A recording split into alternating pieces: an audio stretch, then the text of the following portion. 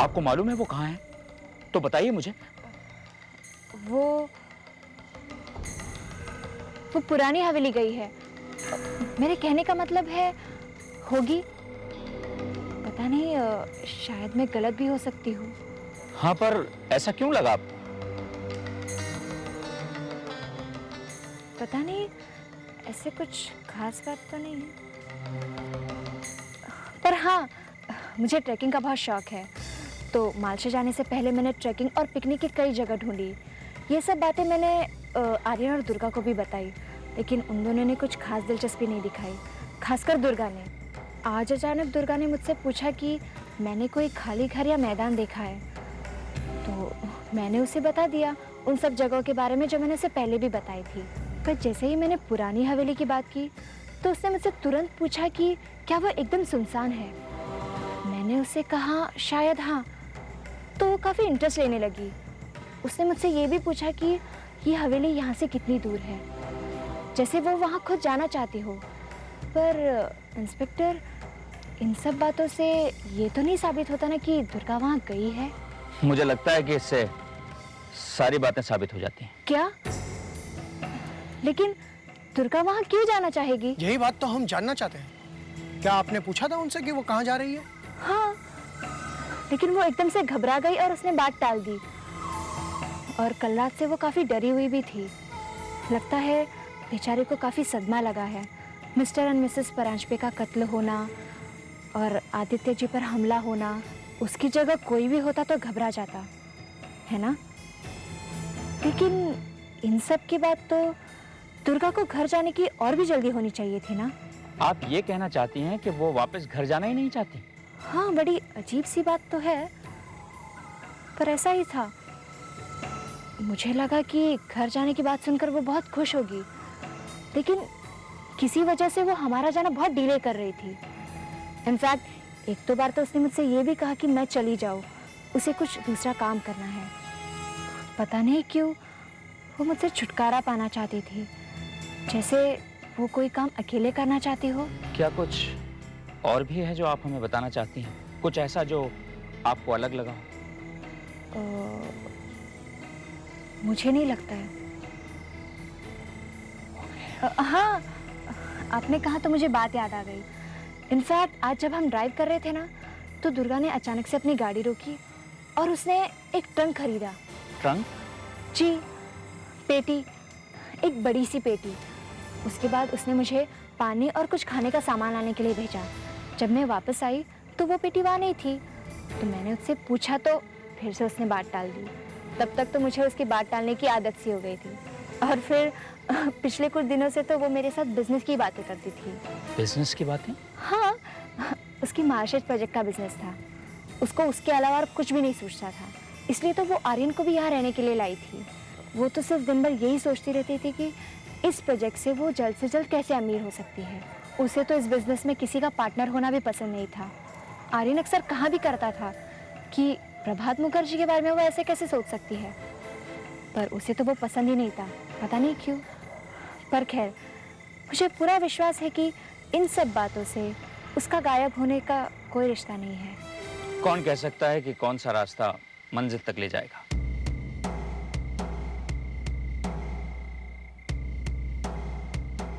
कोई नहीं कह सकता कि कौन सा रास्ता मंजिल को ले जाए, पर आपने अभी अभी जो सुना है वो जरूर आपको मंजिल तक ले जाएगा, मेरी मंजिल तक, इंस्पेक्टर।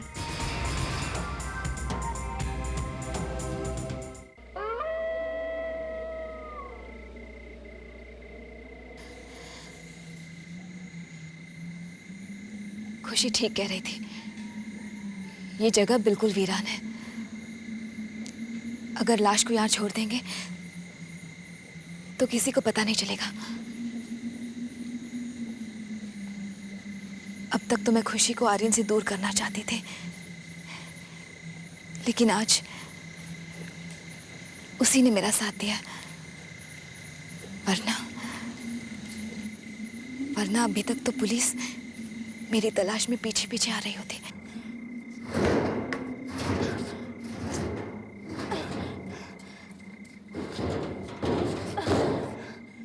इसे जल्दी से कहीं अच्छी जगह छोड़ दो, ताकि खुशी के आते ही हम जल्दी से यहाँ से निकल सकें।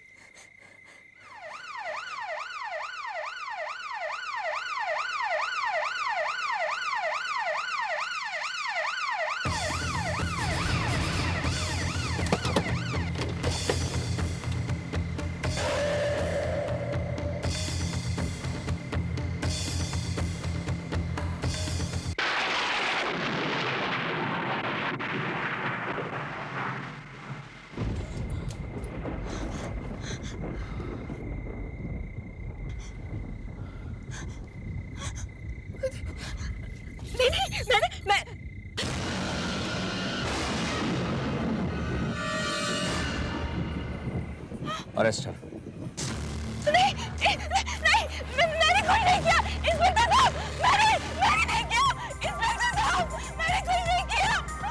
नहीं इंस्पेक्टर साहब, मैंने नहीं किया इंस्पेक्टर साहब, मैंने कुछ नहीं किया।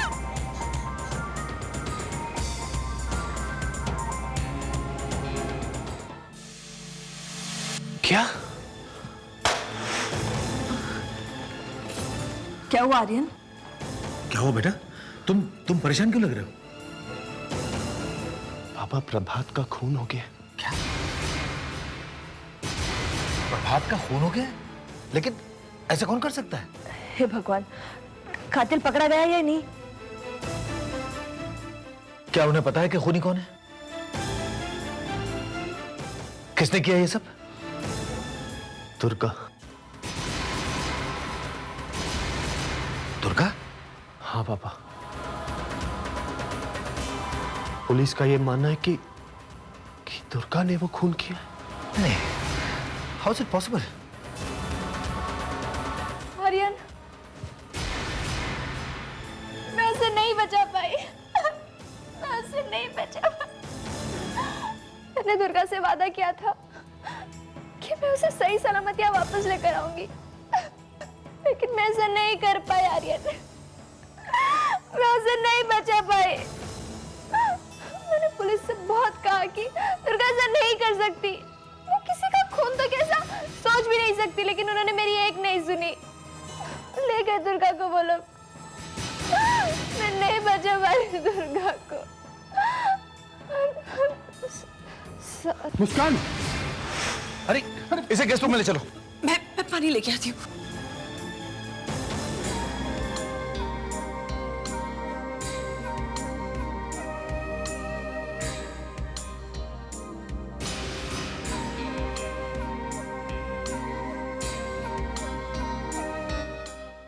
मेरा डर सही था। दुर्गा के कदम इस घर के बाहर पड़ते ही खुशी ने इस घर में अपना कब्जा जमा ही लिया।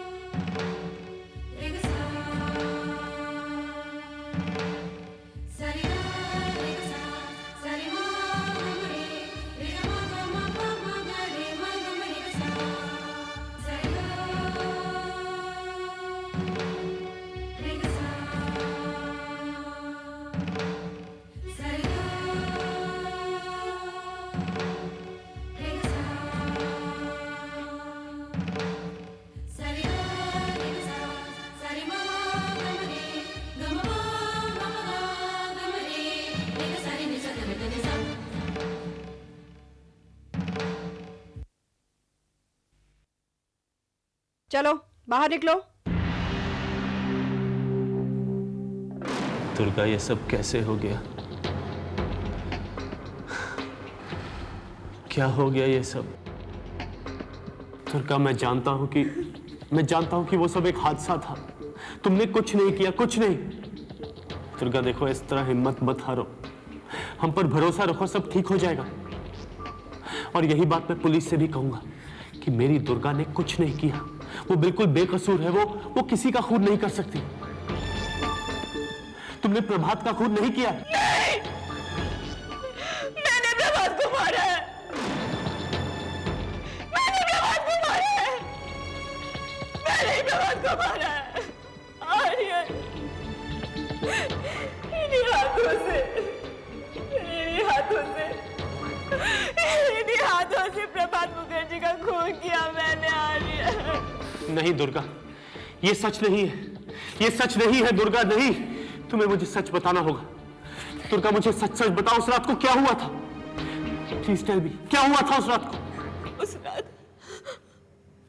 रात मैं खुशी और जीजू को ढूंढने के लिए गेस्ट हाउस के बाहर निकली।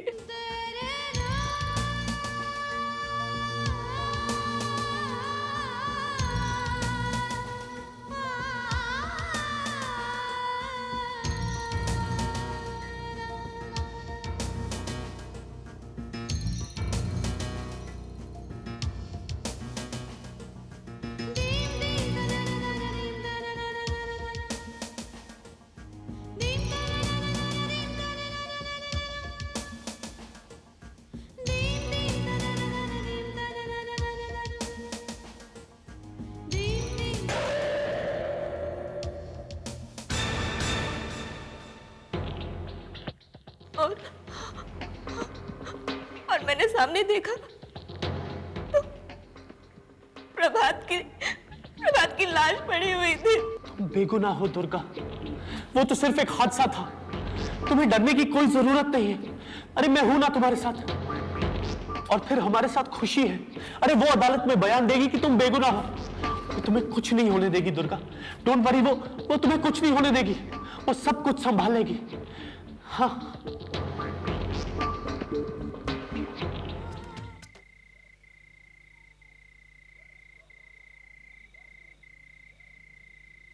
बिल्कुल सही बात है, ठीक पहले की तरह जब उसने आर्यन की जान बचाई थी। हर बार खुशी एक अकेली आशा की किरण बनकर हमारी जिंदगी में आ जाती है। मुझे तो लगता है कि भगवान ने उसे हमारे लिए ही भेजा है। हर मुसीबत में आके एक फरिश्ते की तरह सब चीजों को संभाल लेती है। चलो बेटा, खुशी से बात कर लेते हैं। क्या है कि ये मामला जितना जल्दी सुलझ जाए ना, उतना ही हम सबके लिए अच्छा है ना? हाँ पापा, मुझे भी यही विश्वास है कि खुशी ही हमें इस मुसीबत से निकालेगी, और दुर्गा को बेगुनाह साबित करने का कोई ना कोई तरीका जरूर निकालेगी। आइए। आओ।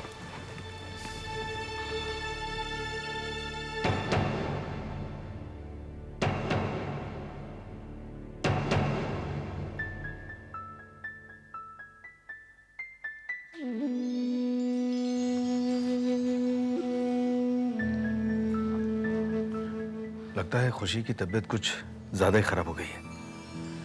थकान उसके चेहरे पर साफ दिखाई दे रही है। ऐसे में उसे परेशान करना ठीक नहीं होगा, है ना? हाँ पापा, उसे आराम की सख्त जरूरत है।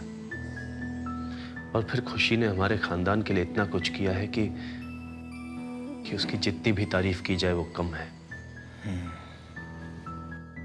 ठीक है, चलते हैं। आओ।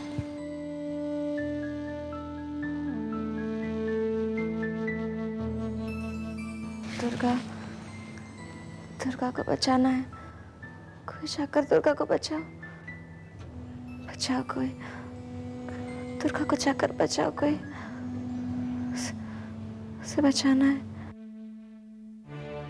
अपनी इस हालत में भी अगर खुशी को किसी का ख्याल है तो वो दुर्गा का है, इस घर की खुशियों को बचाने का है।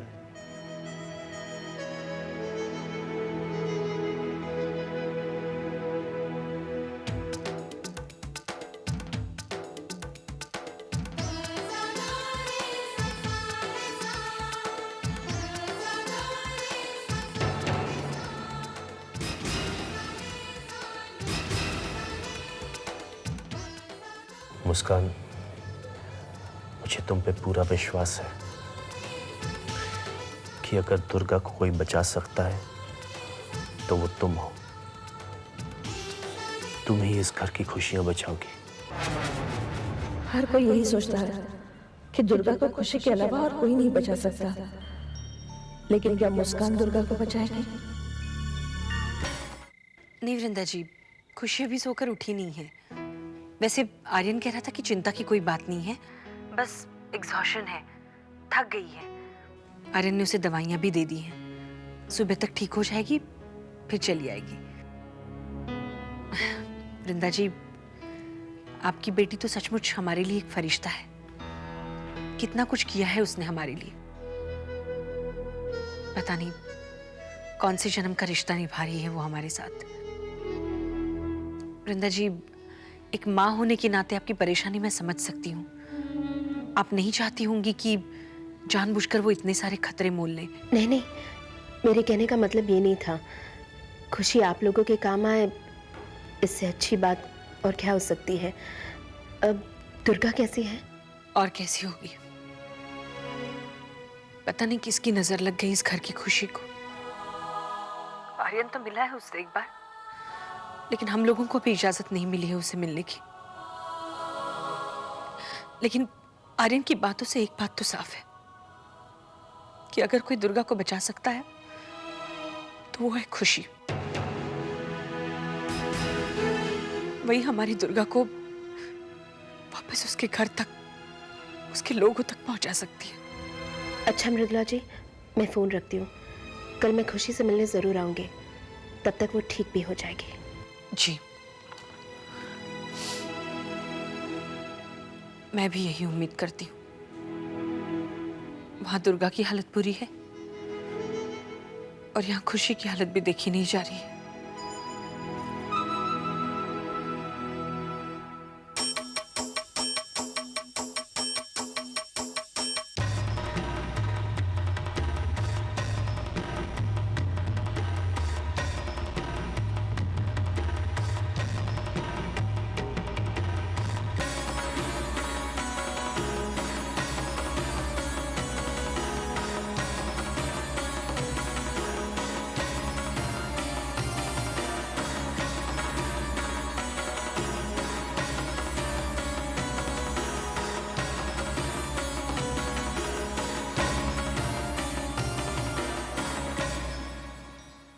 दीं तना ना ना ना गिर तुम तना ना ना दीं तना ना ना ना गिर तुम तना ना ना दीं तना ना ना ना गिर तुम तना ना ना दीं तना ना ना ना गिर तुम तना ना ना।